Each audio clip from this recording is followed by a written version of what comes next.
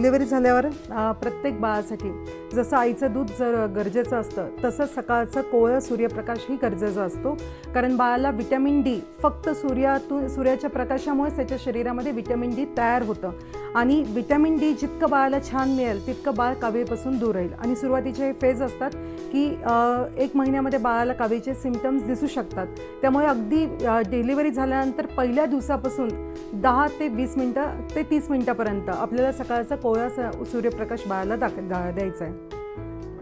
आणि याच कारणामुळे आमच्या आनंदी हॉस्पिटलमध्ये तुम्ही मागच्या साईडला बघताय मोठ्या मोठ्या विंडोज आहेत आणि त्याच्या खालीच बेड आहे, जिथं आई बसून छान बाळाला सकाळी सकाळी ब्रेस्ट फिडिंग करता करता सुद्धा बाळाला सूर्यप्रकाश देऊ शकते, जेणेकरून बाळ फिट अँड फाईन होऊन आनंदीमधून बाहेर पडेल आणि घरी गेल्यावर सुद्धा ही हेल्दी हॅबिट कंप्लीट करेल.